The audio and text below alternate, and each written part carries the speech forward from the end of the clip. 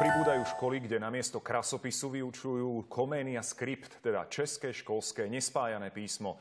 Má zjednodušiť písanie pre deti s poruchami učenia, pre ľavákov, ale aj prispôsobiť sa modernej dobe.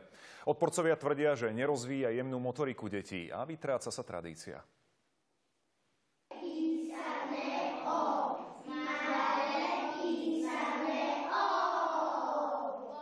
Na základnej škole Pavla Horova v Michalovciach si učitelia urobili prieskum, kde zistili, že väčšina žiakov na 2. stupni viac využíva tlačené písmená ako písané, alebo ich kombinuje. Už môžem povedať, že v 4. ročníku žiaci prechádzajú na ten kompromis, kde hľadajú spôsob tlačeného a písaného písma. Tento rok začali u prvákov s výučbou Comenia Scriptu. Výraznú zmenu pri tomto písaní vidia na žiakovi s poruchami učenia, ktorý prvý ročník musel opakovať. Tento rok má pri učení problémy menšie. Veľmi rýchlo sa ho naučil písať, nerobí mu problém ho ani čítať a veľmi ľahko sa mu napodobňujú tie tvary, ktoré sa učíme, ktoré sú veľmi ťažké pre deti, ktoré majú poruchy práve s dyslexiou, dysgrafiou. Rozdiel medzi tradičným písaným písmom a jeho alternatívou Comenia Scriptom je v tom, že písmená nie sú na seba napájané a podobajú sa na tlačené písmená. Okrem detí s poruchami učenia je jednoduchšie aj pre ľavákov, lebo je čitateľnejšie. Rodičia sa väčšinou obávajú, že sa u detí pri tomto písme nevyvinie jemná motorika.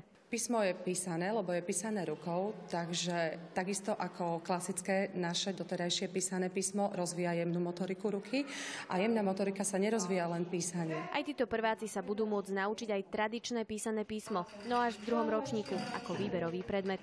Ja som zatiaľ spokojná, ona takisto. Rodičia by si mali uvedomiť, že keď prídu deti do zahraničia, tam je úplne bežné, že všetci píšu týmto unifikovaným písmom. Uvedomujem si, že môžu nastať nejaké ťažkosti s tým, že oni sú medzi prvými a môžu sa dostať niekde do prostredia, kde od nich budú vyžadovať aj ten iný typ písma. Tento druh písma v Česku zavádzajú na mnohých školách. Podľa ministerstva školstva bol u nás záujem zo strany škôl malý.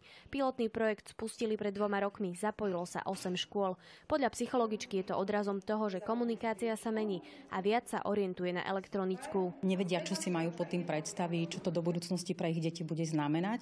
Čiže možno len to chce istý čas, aby naozaj ako tí rodičia aj učitelia si zvykli na to, že ten vývoj ide dopredu, že ho jednoducho nezastavíme. Vo Fínsku plánujú o 2 roky deti učiť povinne písať len na počítačoch. Odôvodňujú to spoločenskou kultúrnou zmenou. Písané písmo sa tam budú môcť učiť len na voliteľných predmetoch.